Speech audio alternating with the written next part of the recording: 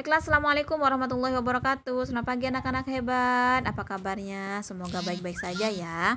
Baiklah anak-anak hebat, untuk kali ini Ustazah hanya ingin mereview UTS yang sudah kita laksanakan pada minggu kemarin, yaitu di materi Al-Quran Hadis. Nah, di materi Al-Quran Hadis kita sudah belajar yang namanya huruf hijaiyah, tanda baca, sama surah Al-Fatihah. Baiklah, kita langsung saja ya.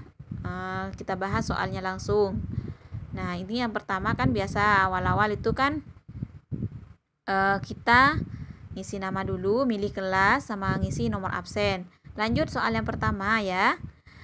Soal yang pertama, huruf hijaiyah adalah huruf apa? Huruf hijaiyah itu huruf Arab. Maka yang disilang adalah yang A.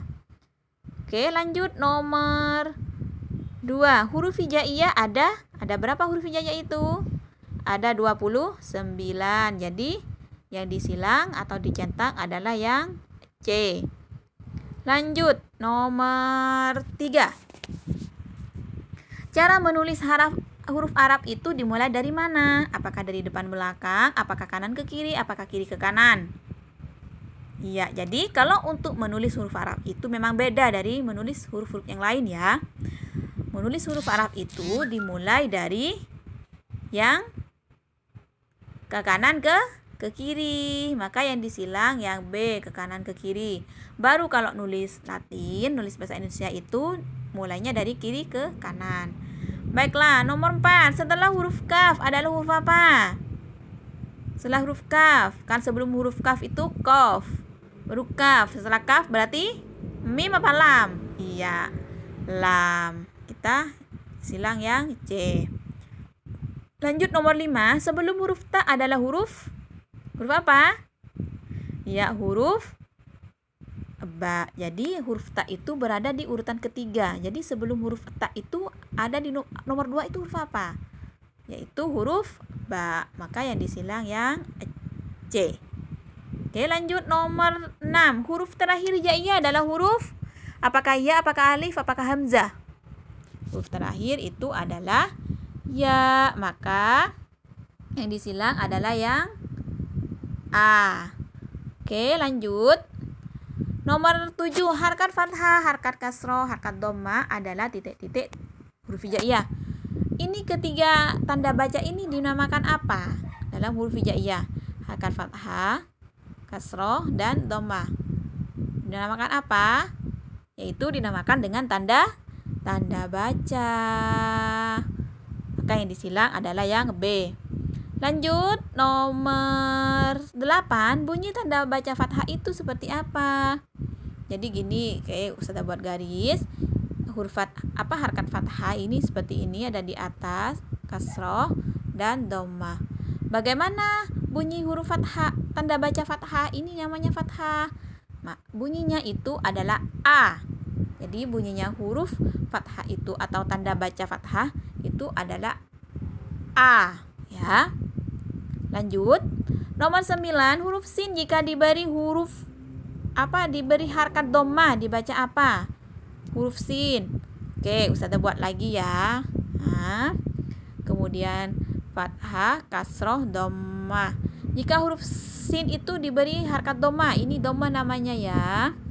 Huruf apa harkat dhamma itu bunyinya apa? Iya Pak, U.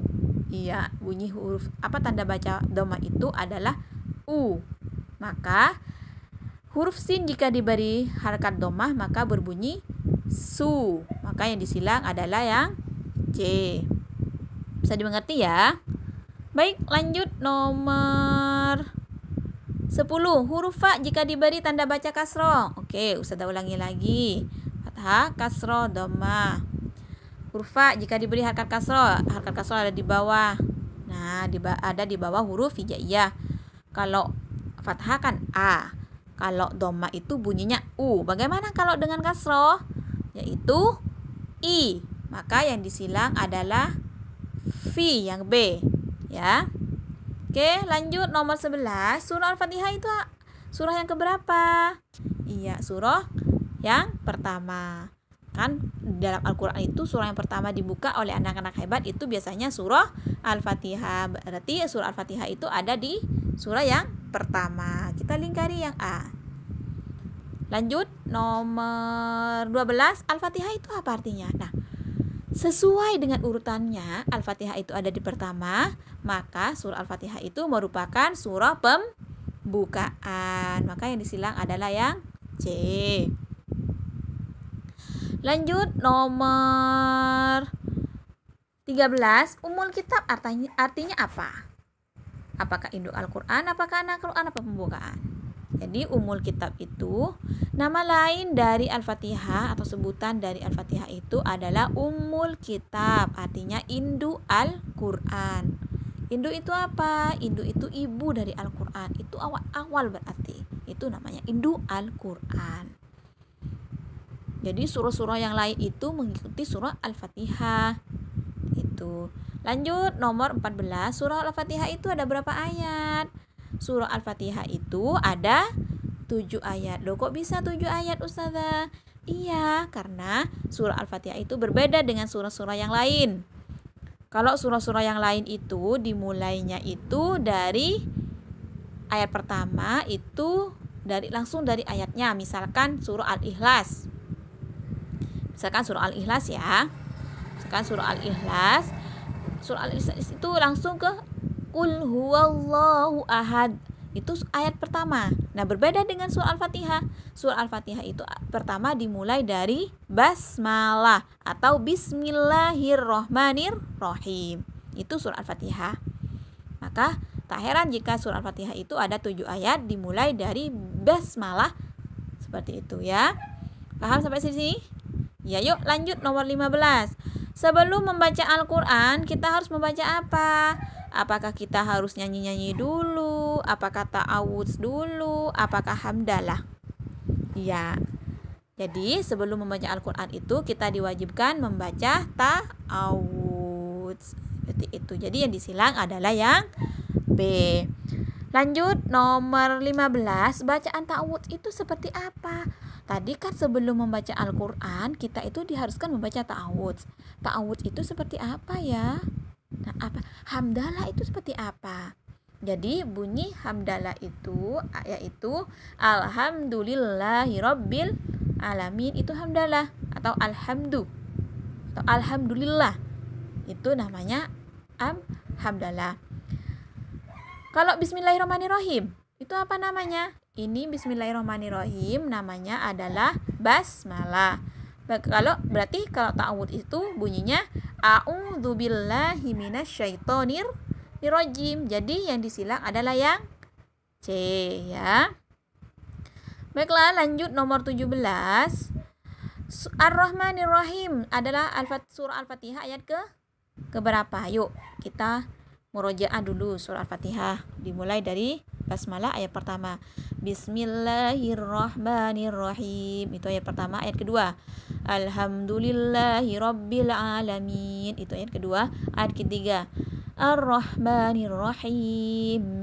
Jadi yang ditanyakan tadi surah Al-Fatihah ar-Rahmanir-Rahim. Itu termasuk ayat keberapa? Ayat ketiga. Maka yang disilang adalah yang B. Lanjut nomor 18. Surah Al-Fatihah itu diturunkan di kota mana? Apakah di Mekah? Apakah di Madinah? Apakah di Palestina?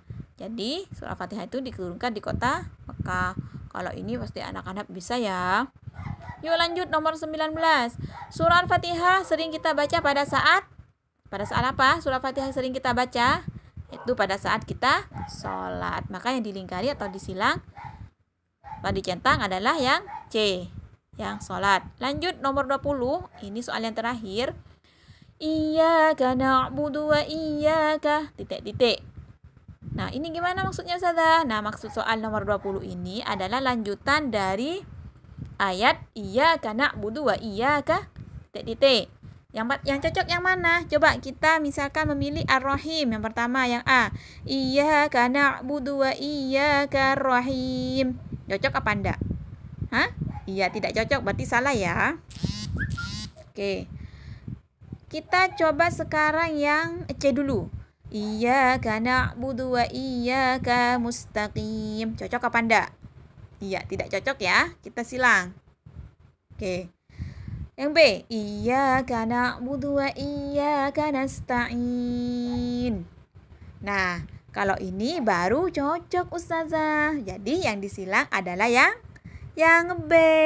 Yang ini yang dipilih. Lanjutan dari ayat iyyaka na'budu wa iyyaka nasta'in. Iyyaka na'budu wa iyyaka yaitu nasta'inu. Itu lanjutan dari ayat iyyaka na'budu wa iyyaka. Iya. Iyyaka na'budu wa iyyaka nasta'in ini merupakan ayat keberapa dalam surah Al-Fatihah? Yuk kita baca lagi. Bismillahirrahmanirrahim. Alhamdulillahirabbil alamin. Arrahmanirrahim. Maliki yaumiddin. Iyyaka na'budu wa iyyaka nasta'in. Ayat kelima. Iyyaka na'budu wa iyyaka nasta'in ini merupakan ayat kelima dari surah Al-Fatihah. Baiklah, anak-anak hebat. Sampai di sini dulu ya. Apakah anak-anak hebat memahami penjelasan ulang Ustazah? Baiklah, terima kasih anak-anak hebat. Semoga dengan pengulangan materi yang Ustazah sampaikan hari ini, semoga pemahaman anak-anak hebat bertambah dan semakin pintar ya. Baiklah anak-anak hebat, Ustazah akhiri, semoga bermanfaat ya. Ustazah akhiri, wassalamualaikum warahmatullahi wabarakatuh.